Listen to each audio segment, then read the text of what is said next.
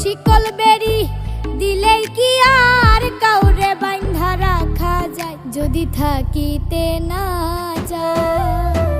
কি লাভ হইল শিকল